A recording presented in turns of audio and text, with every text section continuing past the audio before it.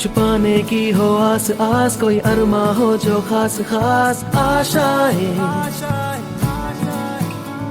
हर कोशिश में हो बार बार, करे दरियाओं को आर पार आशाएं,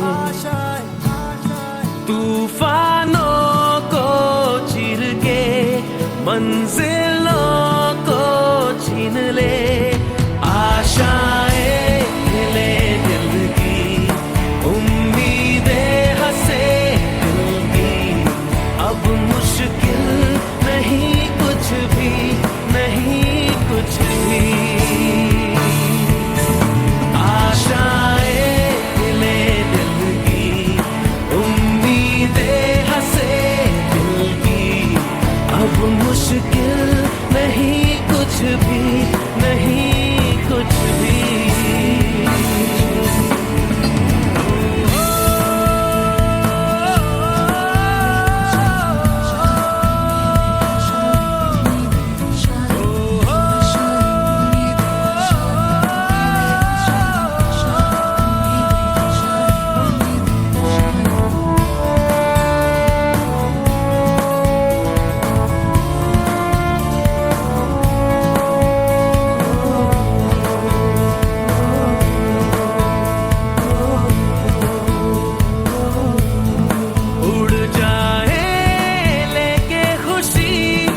अपने संग तुझको वहाँ जन्नत से मुलाकात हो, पूरी हो तेरी हर दुआ, आशाएं हिले दिल की, उम्मीदें हंसे दिल की, अब मुश्किल नहीं कुछ भी, नहीं कुछ भी, आशाएं हिले दिल की, उम्मीदें हंसे दिल की, अब मुश्किल नहीं कुछ भी, नहीं कुछ भी।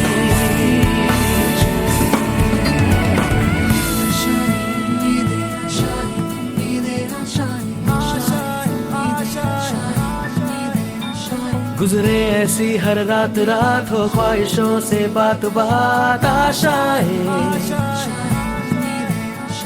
लेकर सूरज से आग आग, गाए जा अपना राग राग, आशाएं कुछ ऐसा करके दिखा, खुद खुश हो जाए खुदा, आशाएं हिले दिल की, उम्मीदें हंसे दिल की, अब मुश्किल नहीं कुछ भी, नहीं कुछ भी,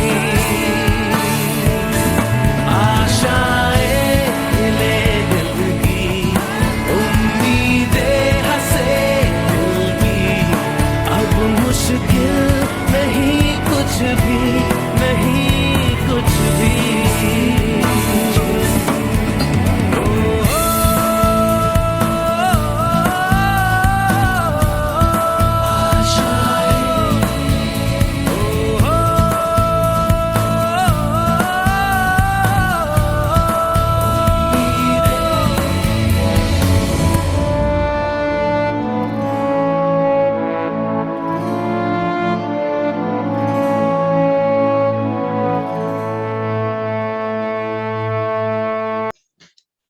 Hello and very good evening everyone. I Ashutosh Bhujbal welcome you all to the event arranged by Nyan Setu, Know Our Country Session 8 Madhya Pradesh. Firstly, I would like to welcome our guest, Mr. Digvijay Singh Chauhan ji, for being present at this event.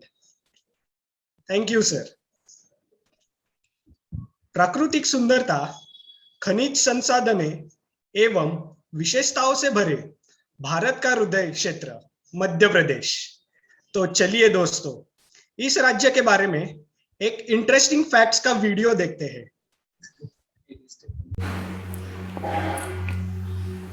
Madhya Pradesh is popularly known as Heart of India. The second largest state after Rajasthan, Madhya Pradesh is home to large number of ethnic groups and tribes. As per 2011 census, the tribal population is 21% of the total population. The state has largest reserves of diamond and copper in India.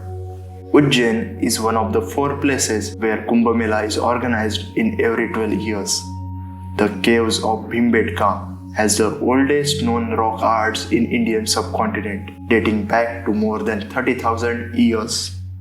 The amazing sculptures in Khajuraho temple are an epitome of architecture marvel and elegance.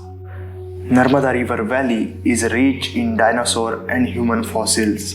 Fossils, eggshells of dinosaur and Stone Age tools have been recovered from the valley. The Great Stupa of Sachi is one of the oldest stone structure in India, built over the relics of Buddha. Endowed with immense natural beauty and splendor, Madhya Pradesh is also famous for its wildlife sanctuaries and national parks. The land of tigers, Bandhavgarh National Park is a place with the highest density of Royal Bengal tigers in the world. Kanha National Park, which is also a tiger reserve, is the largest national park of Madhya Pradesh. The famous novel The Jungle Book by Rudyard Kipling draws its inspiration from the forest of Kanha National Park. Panchmadi is very popular tourist hill station located in the Hoshangabad district of Madhya Pradesh. It is also known as Satpura Ki Rani, an exotic land that is intoxicating mixture of rich history, vibrant sites, inspiring arts and shrines. We welcome you to Madhya Pradesh.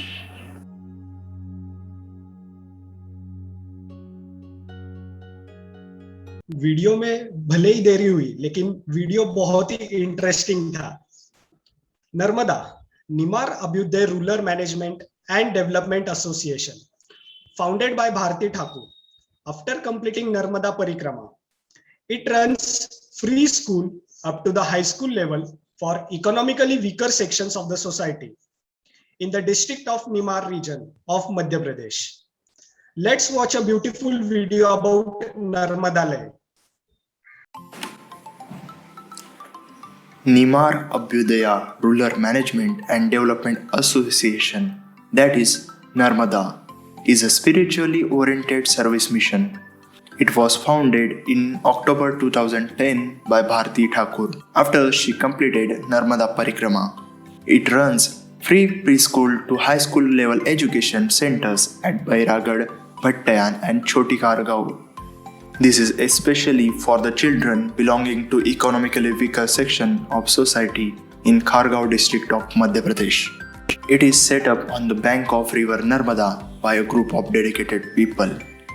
They extend their helping hands to deprived villages in Nimar region of Madhya Pradesh. It focuses on providing free, non-formal education programs which covers 15 villages in the region. The education program adopts an innovative approach of training and empowering local village women as educators. Additional initiatives are planned in the areas of vocational training, health, and environmental awareness. This also provides an holistic approach towards ensuring the full well-being of children and help people to earn their livelihood. The association draws from the rich experience of dedicated individuals associated with them. They have volunteered to contribute to the integrated development of the region. The organization currently changing the lives of thousands of people living in the Nimar region through its innovative ideas. Proceeding further, Nyan Setu. Nyan Setu is a project in which a group of volunteers visit remote parts of developmentally challenged states of India like Jharkhand, Chhattisgarh, Meghalaya, Manipur, Jammu, Madhya Pradesh. We conduct hands-on science activity workshops for middle school students to spread joy of education, igniting sense of national integration. Anyone above 18 can join this program. To become a part of this program, after registration, we conduct training and orientation workshops. After that, we conduct group-wise demo and you will be eligible for the visit. Due to the pandemic situation, we have arranged Nyan Setu Katta, an online platform for volunteer interaction.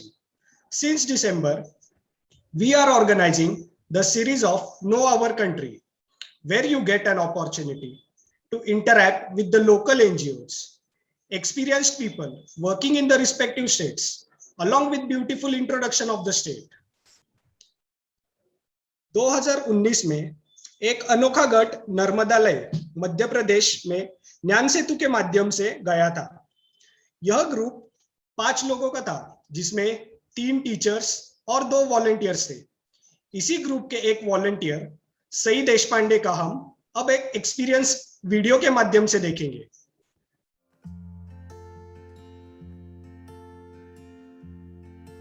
Hello and good evening to all of you.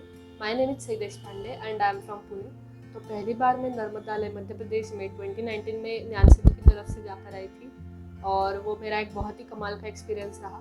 उसके बाद भी मैं 2 बार नर्मदालय जाकर आई। तो मुझे ज्ञान सेतु की एक बात बहुत ही अच्छी लगती है, जो हम पहली बार जाते हैं तो हमें जो एक पुल की ज़रूरत होती है, जैसे उसके नाम में है सेतु की जो एक ज़रूरत होती है, जिससे हमें बहुत मदद मिलती है। तो वो सेतु बनाने का काम ज्ञान सेतु करती है। तो जब मैं पहली बार जाने वाली थी तो मेरी 11th की छुट्टियां चल रही थी और जैसे हम सबका आजकल एक जो प्रॉब्लम रहता है जिसको हम बोलते हैं स्टार्टिंग प्रॉब्लम, तो मेरा भी था। मुझे तो पहले जाना नहीं था, लेकिन मैंने जाने का डिसीजन लिया और मुझे लगता है कि वो मेरा बहुत ही अच्छा डिसीजन रहा। तो जाते वक्त हमें वहाँ के बच्चों के लिए जो हमें एक्सपेरिमेंट्स लेने थे या गाने लेने थे, गेम्स लेने थे, उसके लिए किट दिया गया था ज्ञान सेतु की तरफ से, जिससे हमें बहुत ही ज़्यादा मदद हुई। हमारा पहले एक डेमो प्रोग्राम भी हुआ था, तो उस टाइम मैंने क्या सोचा था कि वहाँ के बच्चों के लिए हम कुछ तो देने के लिए लेकर जा रहे हैं या कुछ तो सिखाने के लिए लेकर जा रहे हैं। लेकिन जब मैं वापस आ रही थी तो मैंने क्या सोचा कि मैं बहुत कुछ सीख कर आ रही थी, मैं बहुत कुछ लेकर आ रही थी मेरे साथ। तो मुझे लगता है ये बहुत ही कमाल की फीलिंग होती है जो हम सबको एक्सपीरियंस करनी चाहिए। वहाँ के बच्चे तो बहुत ही टैलेंटेड थे, एक अलग सा कनेक्शन बन जाता। दूसरी बड़ी बात इस सफ़र में मुझे यही लगी कि जैसे हम नॉर्मली घूमने के लिए जाते हैं तो हमें तो ये जगह मालूम होती है, जैसे एमपी है, यहाँ पे इंदौर है या नॉर्थ ईस्ट है, यहाँ की फेमस जगहों के बारे में तो हमें मालूम होता है। लेकिन हमें ये मालूम नहीं होता कि लेपा जैसे एक छोटे से गाँव में भारती दीदी, दिग्विजय भैया और ये सब कार्यकर्ताओं ने मिलकर नर्मदालय को बनाया, यहाँ पे क्या काम चलता है ये तो हमें मालूम नहीं। तो ये काम मुझे लगता है ज्ञान सेतु की मदद से हमें मालूम पड़ता है। दूसरी बड़ी बात मुझे ज्ञान सेतु में यही लगी कि जैसे हम आजकल इतना एक्सप्लोर नहीं करते, जैसे हमारा एक कंफर्ट जोन एक बना रहता है, उससे तोड़कर उससे बाहर निकल कर जो एक एक्सप्लोर करने की जो एक अपॉर्चुनिटी है वो हमें ज्ञान सेतु से मिलती है। तो मुझे अभी यही लगता है कि अभी 1 या 2 साल में शायद ये कोरोना वगैरह सब खत्म होगा, तो आप भी सभी ज्ञान सेतु में एनरोल करिएगा और ऐसी अच्छी जगहों पे एक्सप्लोर करिएगा। Thank you Sai for the wonderful experience. आज के हमारे कार्यक्रम की ओर बढ़ते हुए मैं हमारे प्रमुख अतिथि दिग्विजय सिंह चौहान जी का इस कार्यक्रम में उपस्थित रहने के लिए उनका शुक्रिया अदा करता हूँ और साथ ही उनका परिचय करता हूँ। दिग्विजय जी ने पदवी का शिक्षण इंदौर से किया है। 2009 में उन्होंने मास्टर्स इन सोशल वर्क की डिग्री ली और 2018 में उन्होंने डिप्लोमा इन एलिमेंट्री एजुकेशन पूरा किया। 2005 में कार्यकर्ता के रूप में उन्होंने गायत्री शक्तिपीठ जोधपुर और 2007 में गायत्री परिवार हरिद्वार में काम किया है। 2010 से चीफ प्रोजेक्ट कोऑर्डिनेटर के रूप में नर्मदालय, जिसका वीडियो हमने शुरू में ही देखा था, वह काम वो कर रहे हैं। यह काम करने के लिए उनका 10-12 साल का सफर बड़ा ही रोमांचक हुआ होगा। तो बिना वक्त गवाए मैं हमारे कार्यकर्ता अवधूत, जो ज्ञान सेतु के माध्यम से छत्तीसगढ़ और मध्य प्रदेश जाकर आए हैं, मैं उन्हें विनंती करता हूं कि दिग्विजय जी से बातचीत शुरू करें। इस कार्यक्रम में आपका फिर से एक बार स्वागत है। धन्यवाद। हम अभी आशुतोष ने आपका परिचय करा दिया है। अभी हमारी बातचीत की शुरुआत आपके सफर से करते हैं। आपका नर्मदालय के साथ सफर कैसे शुरू हुआ था? आपको इस काम करने के लिए मतलब क्या प्रेरणा थी इस काम के पीछे, वो हमें बताइए। एक तो पारिवारिक जो संस्कार हर किसी को मिलते हैं, वो उस प्रकार के संस्कार मुझे भी मिले। गायत्री परिवार का एक काफी बड़ा बैकग्राउंड रहा है परिवार में, पिताजी उस परिवार से जुड़े हैं, और उसके बाद में समाज के लिए, उसके साथ परिवार से जुड़ने के बाद में समाज के लिए क्या क्या करना चाहिए, हमें हमारी जवाबदारियां क्या बनती है, परिवार, समाज, देश। तो ये थोड़ी सी जानकारी बचपन से रही है, और उसको कहीं ना कहीं वो बीज अंकुरण होते होते एक थोड़ा सा पौधा बना।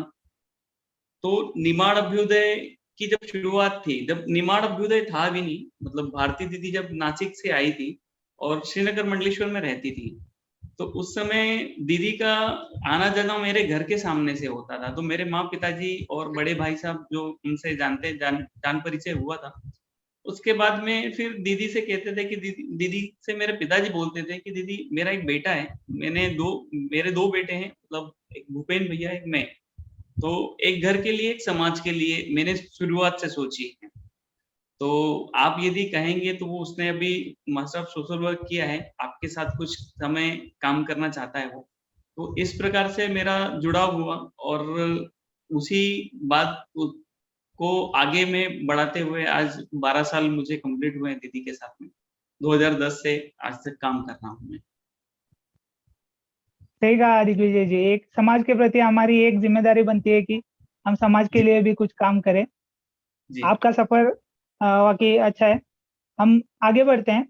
नर्मदालय की शुरुआत एक नर्मदा परिक्रमा के बाद हुई थी। भारती दीदी ने जब नर्मदा परिक्रमा की थी, नर्मदा परिक्रमा में एक शूलपानी नाम का जंगल आता है। इस जंगल जी से नर्मदालय में भी बहुत सारे बच्चे आते हैं। तो आपका जी। उस जंगल के साथ और उन बच्चों के साथ क्या अनुभव रहा है, वो शेयर कीजिए। नर्मदा परिक्रमा एक हमारे पौराणिक कथाओं में और पौराणिक ग्रंथों में एक वैदिक काल से चला आ रहा है कि नर्मदा नदी विश्व में एकमात्र नदी है जिसकी परिक्रमा होती है, और उसका धार्मिक शास्त्रोक्त कई सारे अनुभव लोगों के रहे हैं।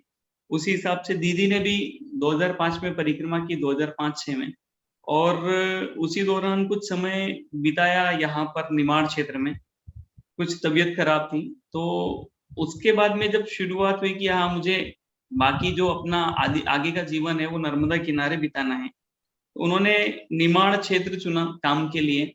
और फिर जब संस्था की स्थापना हुई 2010 में, उसको काम को आगे बढ़ाते नॉन फॉर्मल सेंटर हुए हमारे, और एक फॉर्मल सेंटर हुआ लेपा में, जहाँ लेपा पुनर्वास बैरागढ़ स्थित है।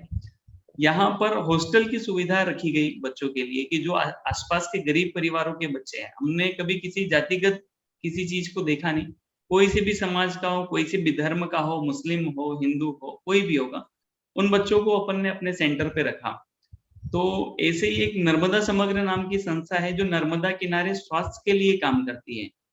तो उनके विभाग समन्वयक ने दीदी और मुझे पूछा कि दीदी उस क्षेत्र में पहाड़ी के बच्चे कुछ हैं जिनको कुछ थोड़ा बहुत लिखना पढ़ना आता है, या कभी स्कूल वो पहुंचते हैं, तो ऐसे बच्चों को अपन रख सकते हैं क्या? तो दीदी ने कहा कि हाँ, रख सकते हैं। कितने बच्चे हैं आपके? तो दीदी बोले 2 बच्चे हैं मेरे पास में। तो बोले ठीक है, आप भेज दीजिए उन्हें। तो जब वो सज्जन और उनके माता पिता लेके आए, तो एक 2 बच्चों की बात हुई थी, 9 बच्चे आए, मतलब 2 के ऊपर 7 बोनस थे हमको। और उन्हें आदिवासी भाषा के अलावा कोई सी भी भाषा आ नहीं रही थी। तो वो उनके पिता और वो जो सज्जन आए थे उनसे बातचीत चल रही थी। तो ये बच्चे अब क्या करते, मतलब फटे कपड़े थे, बाल सब बड़े बड़े, नाखून बड़े बड़े। तो ये बच्चे एक दूसरे के साथ बैठे और एक दूसरे के सर से जुएं निकालने लग गए थे, क्योंकि उनको हमारी बातचीत से कोई मतलब नहीं था। क्या हो रहा है, क्या कहाँ आए हैं, कुछ भी मतलब नहीं। उनके माता पिता ने जरूर बता के रखा था कि यहाँ एक आश्रम है, यहाँ तुमको रहना है, ये दीदी है, भैया है, कुछ कार्यकर्ता हैं। तो उस दौरान समझ में आया कि अरे, एक जीवन का एक ऐसा हिस्सा भी है कि हम लोग आजादी के इतने आगे निकल चुके हैं, उसके बाद में भी हमारा एक वर्ग, हमारे भाई बंधु जो है, वो अभी इसी परिवेश में जी रहे हैं। तो हम लोगों को इनके लिए काम करना चाहिए। और दूसरा एक इनके साथ में जब अनुभव हुआ कि जब ये आए थे तो पूरे कपड़े पहने हुए थे, शर्ट और पैंट, तब समझ में नहीं आया, बिल्कुल स्वस्थ दिख रहे थे, अच्छे दिख रहे थे। तो जब इनकी कटिंग करवाई और सब ऐसा हुआ, और जब नहाने गए ये दूसरे तीसरे दिन, तो पूछा कि ब्रश, तो बोले ब्रश कुछ होता ही नहीं, मतलब काढ़ी वो दातुन करते हैं। बोले अच्छी बात है, दातुन करते हैं। जब नहाने के लिए निकले तो इनके हाथ पैर, गले से नीचे पैर तक पूरी खुजली की बीमारी थी इनको। तो हमारे शुरुआती दौर में लगभग 7 से 8 महीने पूरी इनकी बीमारी को ठीक करने, मतलब हम लोग, मैं और कुछ अपने कार्यकर्ता, हम लोग रोज इनके कपड़े निकाल के इनको पूरा साफ करते थे शाम को सोते समय। फिर इनको दवाई लगाते थे अपने हाथ से और फिर सुलाते थे अच्छे बिस्तर पे। इनके बिस्तर सुबह रोज दूसरे धोना। ये बहुत अच्छे अनुभव, इनका प्यार बहुत अच्छा रहा। और आज इनके समाज में जब जाते हैं, इनके समाज की एक विशेषता और भी है, नर्मदा परिक्रमा से जुड़ी हुई है कि शूलपाणी की झाड़ी, यानी वहां मामा लोग रहते हैं और वो परिक्रमा वासियों को लूटते हैं। ये दंत कथा है, मतलब मैंने जहां तक जाना कि ये सब दंत कथाएं हैं। हम लोग शहरी लोग हैं, हमारा पहनावा अलग है, उन गरीब परिवारों का पहनावा अलग है। वो लुंगी लपेटते हैं और कुछ भी ऊपर शर्ट हुआ, बनियान हुई या कुछ भी हुआ ये डालते हैं। हमारे महिलाएं साड़ी पहनती हैं, वहां की महिलाएं साड़ी नहीं पहनती, पेटीकोट और ब्लाउज पहनती केवल, और चुनरी डालती हैं। तो उनको हमारी महिलाओं के कपड़े से कोई मतलब नहीं है। हमारे पुरुष जीन्स पहनते हैं या पैंट पहनते हैं, तो वो हमारे थोड़ा सा साइज और उनका साइज बिल्कुल अलग अलग है। तो ये लूटने की और ये प्रथाएं गलत रही है। उनका प्यार जो है वो बहुत अटूट है, और वो जब एक दूसरे से जुड़ जाते हैं तो बहुत, मतलब निष्ठा भाव से जुड़ते हैं। उनके पीछे, उनकी भावना के पीछे कोई भी स्वार्थ नहीं होता है, जो हमने अभी पिछले 6-7 सालों में अनुभव किया है। कि पहले वो काफी दूर रहते थे, यार शहर से लोग कोई आए हैं, एक दीदी है, गोरी सी है और ये बच्चों को पढ़ाती है, ऐसा, तो थोड़ा सा डर लगा रहता था। आज के दिन में एक ऐसा हुआ है कि यदि गांव में जा रहे हैं तो 2-4 दिन पहले हम खबर करते हैं कि यार हम लोग आ रहे हैं, अब ऐसे विषय पे काम करना है। तो पूरा गांव एक मेले जैसा उत्सव होता है उस गांव में, और होड़ लगी रहती है कि दीदी इस बार मेरी झोपड़ी में रुकने के लिए चलेंगे, भैया इस बार हमारे यहाँ रुकेंगे, इस बार हमारे यहाँ की भाकरी और रोटी खानी है, या ये सब्जी रोटी चटनी रोटी खानी है। एक बड़ा अच्छा अनुभव है वहां का। और इनके साथ में हम लोग बच्चों के साथ में, गांव के साथ में और परिवार के साथ में, तीनों के साथ में अलग अलग काम करते हैं। तो उसका रिजल्ट बहुत अच्छा आ रहा है। मतलब खेती से लेके उनको व्यावसायिक प्रशिक्षण से लेके, या उनके संस्कार, उनकी रीति रिवाजों को कलेक्शन करना, उनकी सब्जी भाजी जो पुरानी है, जिनका कोई ना कहीं स्वास्थ्य के लिए लाभदायक होती थी, तो उनका एक थोड़ा सा डॉक्यूमेंटेशन करना कि अरे इनको हम आज भी कैसे उपयोग कर रहे हैं। ये हम लोग आज जैविक या ऑर्गेनिक की जो बात करते हैं, ये उससे भी 100 गुना आगे हटके है। इनके यहाँ फर्टिलाइजर मतलब आज तक देखा नहीं इन्होंने, डीएपी खाद, यूरिया खाद क्या होता है ये देखा नहीं इन्होंने। और पहाड़ों पे खेती करते हैं, तो ये बहुत प्योर है, हार्डली प्योर है, स्वास्थ्य के लिए अच्छे लोग हैं और भावनाएं बहुत अच्छी है। जी सही कहा, मतलब ये आदिवासी संस्कृति जो है उसका मतलब कंजर्वेशन करना भी जरूरी है। जी, अभी आपने बात करते वक्त एक वोकेशनल एजुकेशन के बारे में बात की। जी, हमने सुना है कि यहाँ पर जो नई इमारत बनी है वहाँ का फर्नीचर और वेल्डिंग का काम नर्मदालय के बच्चों ने ही किया है। उसके जी, साथ उन्होंने एक सोलर ड्रायर भी बनाया है। जी। तो ये वोकेशनल ट्रेनिंग जो है, टेक्निकल ट्रेनिंग, इसके बारे में कुछ बताइए। हमारा मतलब भारती दीदी इसके प्रेरणा स्रोत हैं इस कार्य के, निर्माण अभ्युदय के। तो उनका शुरुआत से ही हमको मार्गदर्शन होता था कि जो शिक्षा जो है, हमारे भारतीय परिवेश में शिक्षा का कोई शुल्क नहीं होता है। तो अपना जो नर्मदालय निर्माण अभ्युदय जो प्रकल्प है, इसमें किसी भी प्रकार का जो शिक्षण दिया जाता है, नॉन फॉर्मल है, फॉर्मल है, या वोकेशनल ट्रेनिंग सेंटर में जो उनको दिया गाइड किया जाता है या शिक्षा दी जाती है, उसमें किसी भी प्रकार का शुल्क नहीं है। दूसरा है कि यह है कि दीदी का कहना है कि हमारे जो गुरुकुल होते थे उनमें जीवन उपयोगी सारी शिक्षाएं दी जाती थी। मतलब किताब पढ़ना, उसको समझना, हमारे वेदों का अध्ययन, शास्त्रों का अध्ययन, हमारी संस्कार, हमारी संस्कृति और स्तोत्रों का पठन। फिर उसके साथ में जब हमारा आगे का जीवन होगा तो जीवन निर्वाह करने के लिए हमें कौन-कौन सी विधाओं में पारंगत होना चाहिए या कौशल होना चाहिए हमारा। तो अभी आज के युग में जो है, मतलब वेल्डिंग है, कारपेंटरी है, फैब्रिकेशन है, में कई सारी गतिविधियां हैं, और प्लम्बिंग है, ऑर्गेनिक फार्मिंग है, डेयरी फार्मिंग है, हमारे किचन में हम लोग क्या क्या नए पदार्थ कैसे करते हैं, ये सारी शिक्षा हमारे बेसिक जो एजुकेशन है उसमें ही हमने सम्मिलित किया है। और यही हमारा बच्चा जो चौथी पांचवी से लगा के 10वीं, अभी 10वीं तक है, तो इनमें स्टेप बाय स्टेप उनको शिक्षण देते हैं। मतलब बेसिक डीबी, मतलब बेसिक रूरल टेक्नोलॉजी में हम केवल स्विच बोर्ड का परिचय, ये कैसे काम करता है, क्यों काम करता है, किसने बनाया है, फिर जब बड़ा होगा तो उसका उपयोग कैसे करना है, सावधानियां क्या होती है, फिर और आगे जाएंगे तो उसका क्या उपयोग में, और उसकी काम रिपेयर करना है तो उसको कैसे करना है, कहीं जगह लगाना है तो क्या, खरीदना है तो क्या, बेचना है तो क्या, ये नैतिक जो ज्ञान है उनको सब बेसिक उनको साथ में हम रख के काम करते हैं।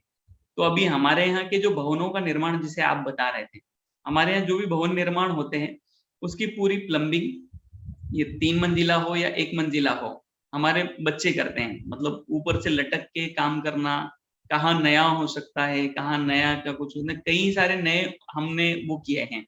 जैसे दीवालों के बीच में 2 ईंटों के बीच में हमने फोम रखा है, तो उससे क्या होता है कि एक साउंड प्रूफिंग वाला काम होता है कि एक कमरे से दूसरे कमरे में आवाज नहीं जाएगी, बाहर का कोई शोर हमारे कमरे में अंदर नहीं आएगा।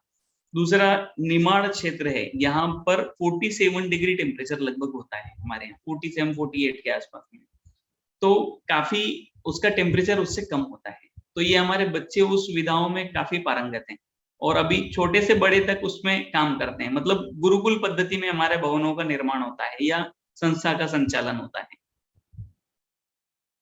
ये जीवन निर्वाह के लिए जो कौशल प्राप्त करने चाहिए ताकि स्किल डेवलपमेंट हो, और आगे जाकर अभी हम देख रहे हैं कि अनएम्प्लॉयमेंट का कितनी प्रॉब्लम बढ़ी है। तो ऐसे अगर जी। स्किल डेवलपमेंट पर अगर ज्यादा भार दिया जाए तो मतलब आगे जाकर युवाओं को रोजगार मिलने में भी आसानी होगी। जी। इसके साथ ही वोकेशनल ट्रेनिंग के साथ नर्मदालय में एक सिलाई केंद्र भी है जहाँ पर महिलाओं को रोजगार भी उपलब्ध होता है। जी। तो सिलाई केंद्र के बारे में कुछ जानकारी दीजिए।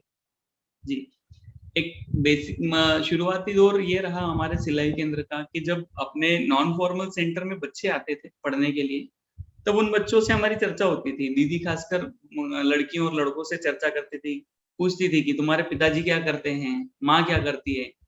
तो बच्चों के सामने जब पहला प्रश्न होता था कि तुम्हारे पिताजी क्या करते थे, तो बहुत क्वेश्चन मार्क होता था, मतलब ब्लैंक हो जाते थे बच्चे, जवाब क्या दें। फिर वो थोड़ा कि बताओ ना क्या होगा, तो बोले हमारे पिताजी पत्ते खेलते हैं, ताश खेलते हैं। और माँ क्या करती है, तो खेत में मजदूरी करती है। कई बच्चे ऐसे हैं कि जिनके पिताजी नहीं है, तो उनका जो जीवन निर्वाह करने वाली या जो उदरभरण करने वाली उनकी माँ है, तो वो क्या कर रही है, कई विधवा महिलाएं हैं तो वो घर से बाहर नहीं निकल पा रही है। तो फिर उसी विषय पे काम करने की आवश्यकता लगी।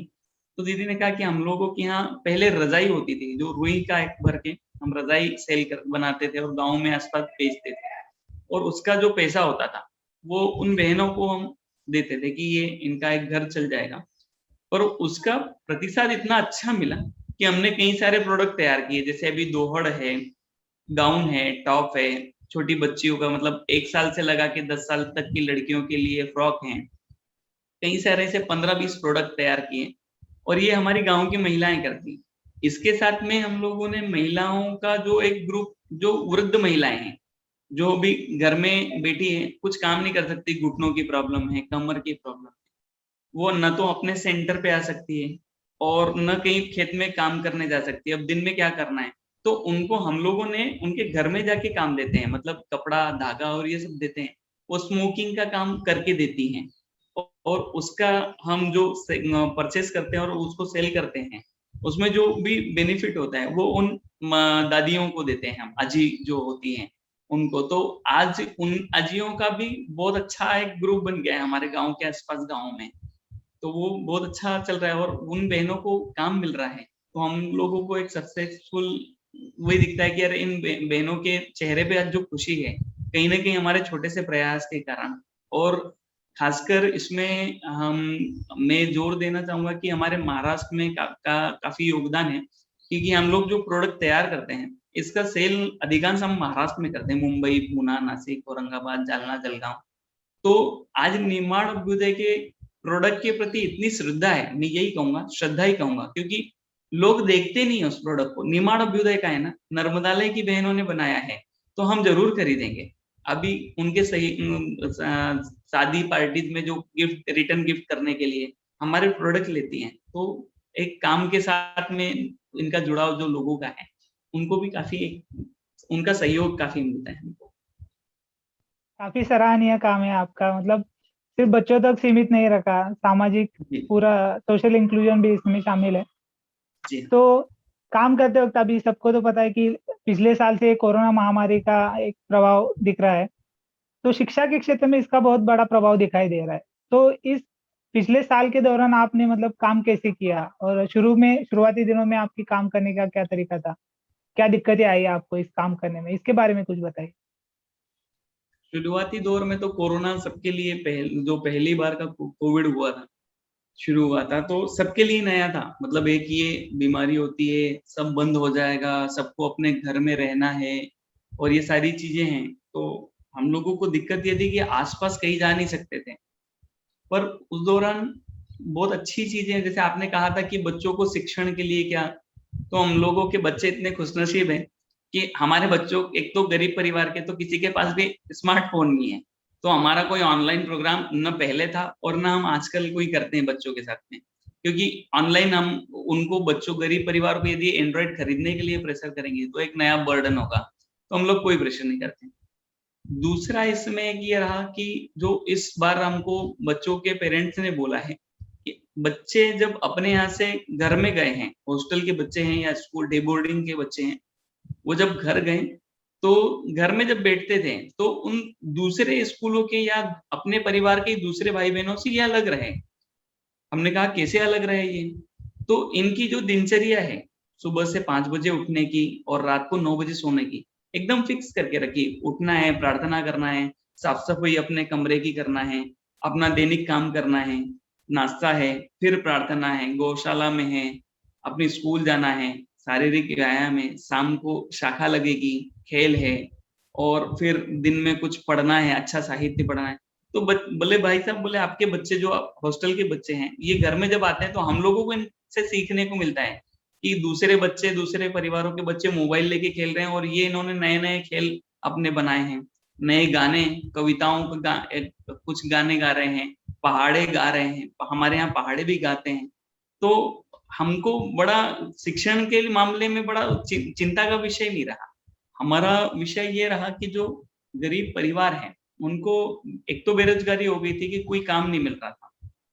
दूसरा ये है कि यदि काम नहीं है तो उनके घर में खाने पीने की बहुत दिक्कत थी। तो कोविड काल में, दोनों कोविड समय में संस्था के माध्यम से, खासकर दीदी खुद अपना बाहर निकल के हमारे साथ में जाके ऐसे गरीब परिवारों को राशन दिया, उनके साथ में बातचीत की, नई नई सारी मतलब जो वहां की स्टोरीज उनकी थी कि गरीब परिवार है तो ये क्यों गरीब हैं, इनके घर में क्या समस्या है। तो वो बड़ा एक हमारे लिए चिंता का विषय हो गया था कि अरे ऐसी ऐसी कहानियों में भी लोग रह रहे हैं, इतनी तकलीफ हो रही तो भी लोग रह रहे हैं। मतलब हम लोगों को कुछ न कुछ सजग होकर काम करना चाहिए। फिर हमारी गौशाला का दूध काफी होता था, मतलब दोनों समय का हम लोगों की अपनी गौशाला में 40 लीटर दूध होता है।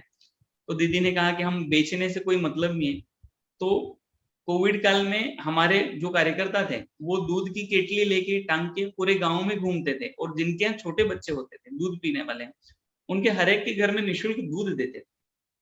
तो लोगों का एक विश्वास बना कि अरे इस समय में भी संस्था या भारती दीदी, इनके कार्यकर्ता हम लोगों के लिए सहयोग के लिए खड़े हैं, और आज भी निरंतर उस काम में हम लोग लगे।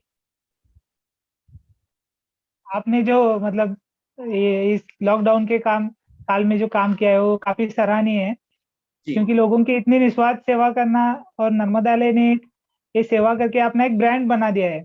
जैसा जी हाँ, आपने बताया था पीछे भी कि मुंबई पुणे में जब आपके कुछ प्रोडक्ट्स आते हैं तो लोग बेझिझक वो खरीद लेते हैं, तो एक बिल्कुल नर्मदालय एक ब्रांड बन गया है। जी। तो आगे बढ़ते हैं। भट्टयान में भी हमारी एक पाठशाला है, तो वो पाठशाला शुरू करने के पीछे क्या प्रेरणा थी और क्या विचार थे, उसके बारे में कुछ बताइए। भट्टयान की शुरुआत, मतलब वहां स्कूल शुरू करना या ऐसा नॉन फॉर्मल सेंटर शुरू करना, ऐसा कोई विचार नहीं था।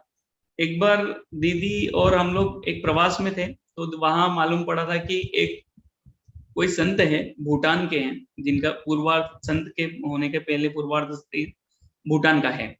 तो वो बोले वहां गांव में वेदांत पढ़ाते हैं। दीदी को उत्सुकता लगी कि अरे गांव में वेदांत पढ़ाने वाले आ सकते हैं, पर वेदांत को पढ़ने वाले कौन है? इस छोटे से देहात में वेदांत को समझने वाला कौन?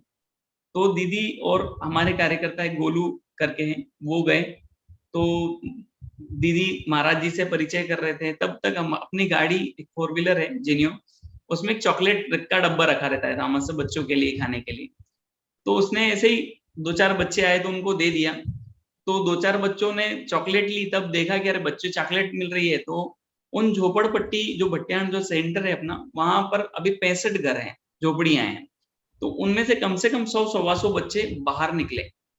तो एकदम गाड़ी के पास भीड़ हो गई। दीदी एकदम आश्चर्य लगी थी, अरे इतने बच्चे कहाँ से आ गए, क्यों आ गए? फिर महाराज जी से पूछा, महाराज जी इनकी शिक्षा का क्या है? तो महाराज जी बोले मैं तो सन्यासी हूँ दीदी, मेरे लिए तो शिक्षा या इनका कोई साधन ये करना मुश्किल है, आप कुछ कर सकते हैं तो देखिए। तो फिर हम लोगों ने थोड़ा सा नॉन फॉर्मल सेंटर के लिए पहल की। तो गांव वालों ने काफी बड़ी अच्छी रुचि दिखाई उसमें, और एक जमीन का काफी बड़ा हिस्सा गांव की जो है सरकारी जमीन थी, उन्होंने ग्राम पंचायत से संस्था के नाम पे की। और ऐसे ही संस्था के जब नाम पे हुई तो हम लोगों ने सोचा कि इस पे ग्रीन नेट डाल के पढ़ाएं। तो काफी समय तक ग्रीन नेट का एक शेड बना के वहां पर पढ़ाया। तो फिर वही कि मुंबई की एक दीदी आई थी, उन्होंने कहा कि दीदी ये ऐसे बच्चे को क्यों पढ़ाते हैं? तो दीदी ने एक साधारण सा उत्तर दिया जो यथार्थ सत्य था उस समय, कि मेरी हैसियत नहीं है कि इनको काफी बड़े बिल्डिंग में बिठा के पढ़ाऊं। तो मेरी हैसियत यही है कि इनको शिक्षा देना है, मतलब खूब बड़ा बिल्डिंग हो और ये वहीं शिक्षा मिलेगी, ये कल्पना नहीं है। तो उन्होंने भी बहुत अच्छा उत्तर दिया कि दीदी इन बच्चों की, ये गरीब हैं इसलिए इनको बिल्डिंग नसीब नहीं हो, ये मुझे समझ में नहीं आया। तो बोले हम क्या कुछ कर सकते हैं? तो दीदी ने उनको कहा कि आप देखिए आपके स्तर पे आप क्या कर सकते हैं। तो उनके गुरु परिवार ने, मतलब एक वो कोई किसी धर्म से थे, तो उनके गुरु परिवार के सभी भाई बहनों ने मिलके अपनी भट्टान की स्कूल पूरी बना के दी उन्होंने।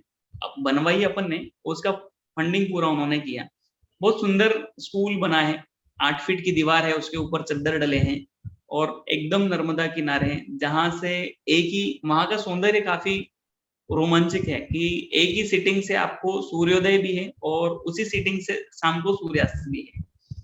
उन झोपड़पट्टी के बच्चे आते हैं, अपने पास पढ़ते हैं, उनका प्रार्थनाएं होती है, स्तोत्र पठन होता है, ताकि उनके उन बच्चों की भाषा जो आदिवासी भाषा है, तो जो अपनी दूसरी भाषाएं सीखते हो उनका उच्चार स्पष्ट हो। स्तोत्र पठन का संस्था में केवल एक ही उद्देश्य रहा है कि बच्चों के उच्चार अच्छे होने चाहिए। जो हम किसी से संवाद कर रहे हैं तो प्रॉपर समझ में आए, या हम लोग जो कहना चाहते हैं हमारी भावनाओं का संप्रेषण अच्छा होना चाहिए, इस दृष्टि से वो होता है। तो आज मेरे को बताते हुए बड़ा हर्ष होता है कि उन बच्चों को आज भी कोविड काल में भी से अभी दूसरी लहर का जो रहा, हमारे यहाँ बच्चों के 60 से 100 के लगभग अपनी संख्या रही भोजन में और पढ़ने में। उनको एक जगह एक हॉल में बिठाते थे डिस्टेंस पे, और उनको पढ़ाते थे, खेल होते थे उनके, और 4-5 घंटे होके फिर उनको घर वापस छोड़ देते, क्योंकि उनके घर में और अपने सेंटर में कोई गैप नहीं है। अपना सेंटर खत्म होता कि उनकी झोपड़पट्टी शुरू हो जाती है, तो दिन भर वो यहीं खेलते थे। तो हमने ऐसे दौरान उन बच्चों को वो किया और आज बहुत अच्छे से बच्चे पढ़ते हैं।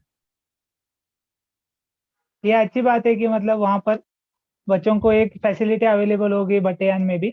और जी। जैसा आपने बताया कि लोगों ने एक बिल्डिंग बनाने के लिए ये जी, शुरुआत की। तो अच्छा जी, काम अगर हम निस्वार्थ भावना से करने लगते हैं तो समाज के लोग जुड़ जाते हैं। जुड़ ये जाते हम हैं। ज्ञान सेतु के वॉलंटियर्स जब जाते हैं तो हमने भी ये अनुभव लिया है कि अच्छे लोग मिल जाते हैं सफर में जब आप अच्छी भावना से काम करते हैं। जी, आपका सफर काफी प्रेरणादायक रहा है। जी। आपके इस सफर में 10-12 साल लगभग आपने काम किया है। इसमें आपका सबसे यादगार किस्सा कौन-सा था?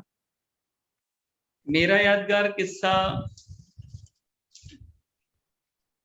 मैं तो ये मतलब काफी सारे हैं, हर चीज में, हर पहलू में एक नई चीज सीखने को, मतलब सब लोग बोलते हैं, जैसे अभी आप प्रोग्राम में शुरुआत में या अभी भी बोल रहे हैं कि आपने काफी अच्छा काम किया।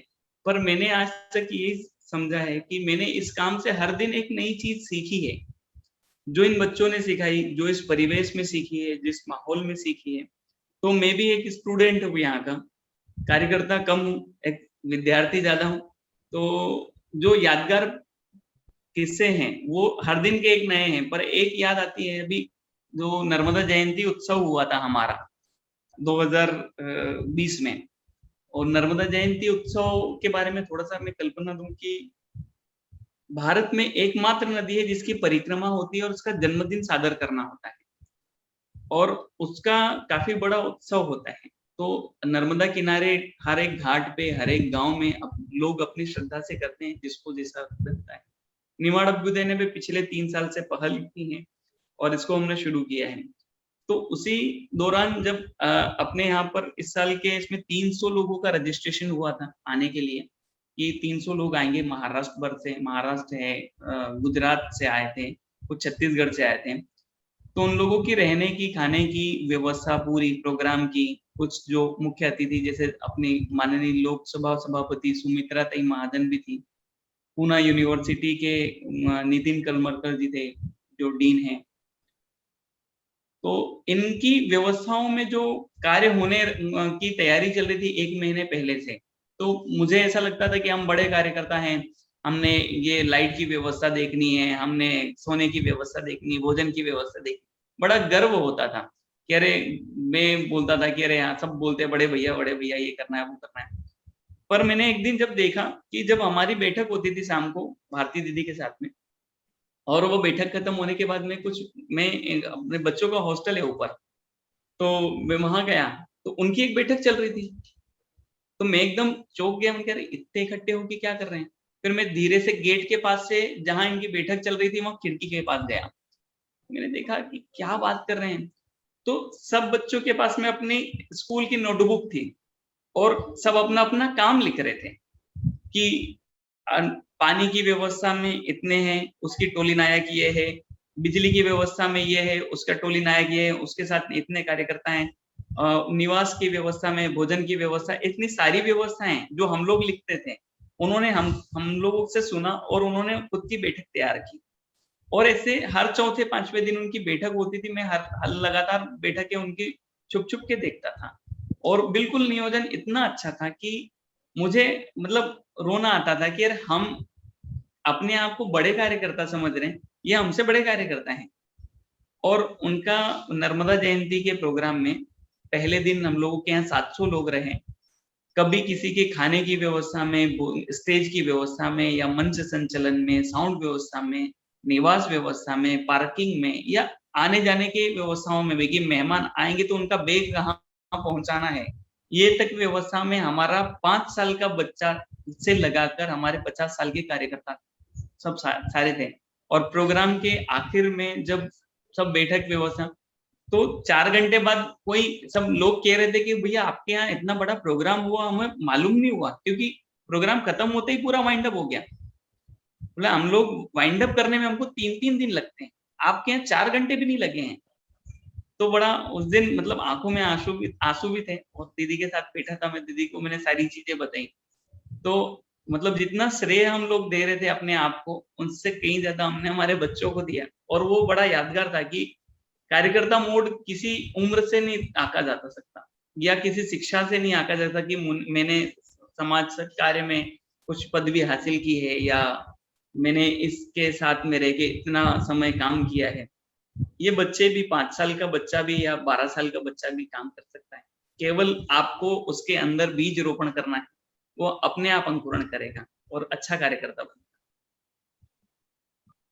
सही कहा आपने। बच्चे मतलब कभी-कभी हम बच्चों को सिखाने जाते हैं लेकिन बच्चों से ही सीख कर आते हैं। जैसा अभी ठीक है। हमारे एक वॉलंटियर ने भी बताया था कि सही ज्ञान में, सेतु के वॉलंटियर जब जाते हैं एक एक्टिविटी लेकर बच्चों को कुछ सिखाने के लिए, लेकिन बहुत ज्यादा उनसे ही सीख कर वापस आते हैं। बिल्कुल। तो बच्चों ने भी ऐसे ही आपसे मतलब देखकर सीख लिए।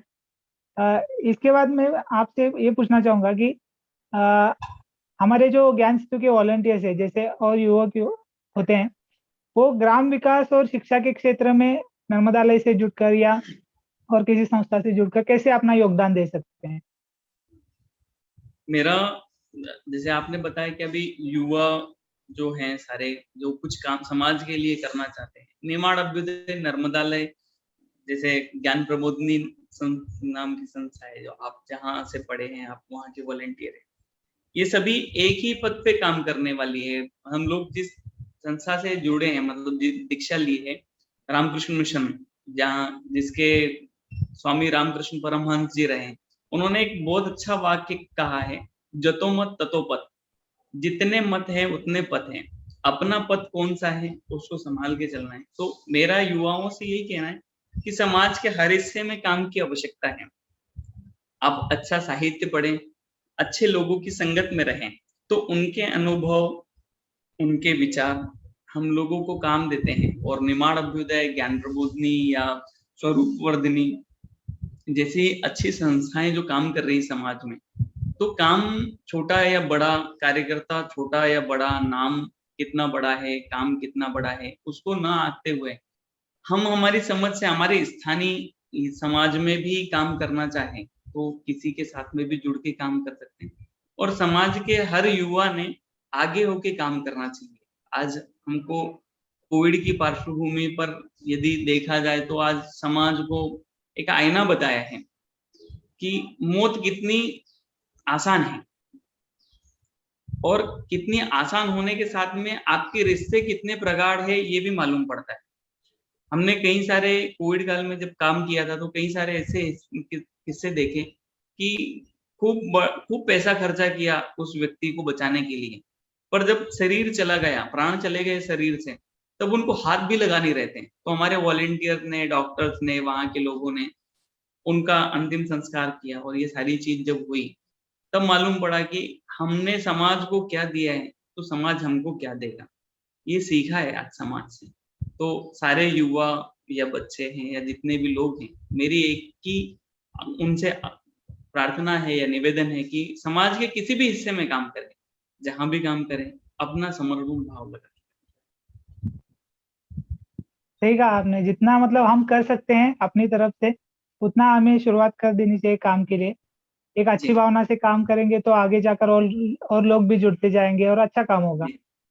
आपसे बातचीत करने के लिए अभी समय की पाबंदी को नजर रखते हुए जी। मैं आपसे मतलब एक लास्ट का एक कहना चाहता हूँ कि आपका अगर और कोई एक्सपीरियंस हो, इसके बाद मैं क्वेश्चन तो नहीं पूछूंगा, आपका कुछ अगर एक्सपीरियंस हो जो आप बताना चाहते हैं तो आप बताइए। अभी एक्सपीरियंस ये, जैसे अभी एक कोविड काल में जब हम लोग, मैं आपको बीच में जब बताया था, दो तीन चीजें हैं। जैसे एक हमारे बच्चे जब कार्यकर्ता जब जाते थे कोविड काल में गांव के लिए राशन के लिए बांटने के लिए, कि ऐसे कोई से परिवार है जिनको अभी घर से बाहर निकलने में समस्या है या बूढ़े लोग हैं, तो उनको क्या देना चाहिए, क्या होना चाहिए। हम लोगों ने किट तैयार किया था कि घर में कौन सी अभी जीवन उपार्जन के लिए, जीवन जीने के लिए कौन कौन सी खाने की वस्तुएं चाहिए, उसका एक किट बना के हम लोग भेजते थे गांव में, परिवारों में। तो उन परिवारों से जब बात होती थी तो ऐसे, मतलब एक मंडलेश्वर का एक किस्सा है कि दो पति पत्नी थे, बूढ़े थे, वो मुश्किल उनकी 4.5 फुट की एक झोपड़ी थी, हाइट बता रहा हूँ 4.5 फुट की। जब वो अंदर जाते थे तो बैठ के या ऐसे लेट के अंदर जाते थे दोनों पति पत्नी। छत नहीं थी उसकी, ताड़पत्री डली हुई थी, वो ताड़पत्री भी कई जगहों से फटी हुई थी। और उन्होंने जब हम लोग मिलने गए तब उन्होंने बताया कि, मैंने कहा अभी तक आप क्या कर रहे हैं, तो बोले एक जो दादाजी थे वो तो आंख से अंधे थे, दादी जी थी बहुत बूढ़ी थी, वो वहीं थोड़ा सा कुछ पका के हमको खिलाती थी। तो बोलते थे कि एक कोई भैया आए थे, वो हमको कुछ चावल दे के गए थे, तो पिछले 15 दिन से तो हम नमक और चावल उबाल कर पी रहे हैं। तो मैंने कहा दादा आपने, तो बोले यहाँ कोई आता नहीं भैया, तो हम लोग किससे मांगने जाएंगे, और मुझे तो दिखता नहीं, तो मैं तो 2-4-5 कदम भी आगे जा नहीं सकता, और ये बूढ़ी है, तो बोले मेरे को छोड़ के जाती नहीं, तो जितने दिन जिएंगे राशन जो चल रहा है, मतलब ऐसी परिस्थिति में लोग हैं। दूसरा किस्सा जो एक है, एक काकरियाव नाम का गांव है, वहां एक थोड़ी सी मंदबुद्धि जैसे महिला थी, उनको देख के ऐसा लगा कि अरे थोड़ी सी पागल होगी, फिर भी राशन तो दे ही दे इनको कि खुद बना के गए। जब उनके बारे में पता किया आसपास से कि अरे ये कौन है क्या है, तब मालूम पड़ा कि जब वो, उनकी जब शादी हुई थी किसी के साथ में, तो उनके पति ने इंदौर में रहते थे उन दोनों, तो बच्चे नहीं हो रहे थे उनको, तो उनको दूसरी शादी करनी थी। अब ये क्या होगा कि कैसे क्या होगा वो समझ नहीं पा रहे थे। उन्होंने उनको एक प्रलोभन दिया कि हम लोग नर्मदा जी स्नान करने चलते हैं, आज अमावस्या है। तो इंदौर से वो खलगाट के यहाँ नर्मदा जी के वहां पर आए और बोले हम पूल से पूजा करते हैं। जब पूल से जब पूजा कर रहे थे तो उनके पति ने उनको धक्का मार दिया और वो जब गिरी तो वही मछली मारने वाले लोग खड़े थे, तो उन्होंने मतलब बोट में थे उनकी, उन्होंने उनको तुरंत निकाला, तो उनको चोट वोट आई। जब तक ये मिस्टर तो भाग के चले गए, जांच पड़ताल हुई, जब उनका ये हुआ कि अरे ये पास के गांव की रहने वाली है, तो सिर में चोट आई थी, उससे वो मंदबुद्धि हो गई। तो आज भी वो महिला बेचारी उसकी याद में अकेली जी रही थी, कुछ नहीं था घर में खाने को, तो भी कुछ उबाल के पी लेती थी, कुछ रोटी बना के ऐसे ही सूखी रोटी खा लेती थी। उनके साथ जब बातचीत हुई तो वो हुआ कि अब कैसे आप जी रहे हैं, क्या करें, तो उनको ऐसा जीने का अभाव नहीं था कि वो इतनी खुश थी कि उनकी खुशी हमारे से देखती, मतलब मेरे को खुद को लग रहा था कि हम इतने पढ़े लिखे लोग हैं, फिर भी हम इतने खुश नहीं है, हमारे पास साधन है तो भी हम खुश नहीं है, हम परिवार के साथ में रहते हैं तो भी हम खुश नहीं है। जो ये महिला है खुश है, तो उसका कारण ये है कि उसकी कोई आवश्यकता ही नहीं थी। तो ये समाज में काम करते समय हमको काफी ऐसे प्रेरणा स्रोत मिलते हैं कि जिनसे बहुत कुछ सीखने को मिलता है। ये सारी यादें हैं इन कार्यकर्ताओं के साथ की, ये आपके साथ में मैंने शेयर। आपकी यादों से मतलब हमें भी बहुत कुछ सीखने को मिला और काफी प्रेरणादायक सफर रहा है आपका। और जी। आप और भारती दी, आपकी जितनी भी प्रशंसा की जाए उतनी कम ही है इस काम के लिए। और थैंक मैं यू। श्रोताओं को ये भी बताना चाहूंगा कि भारती दी ब्लॉग भी लिखती है और उनकी 2 किताबें भी जी। पब्लिश हो चुकी है। तो वो हाँ। आप पढ़ सकते हैं, ऑनलाइन यूट्यूब पर भी अवेलेबल है।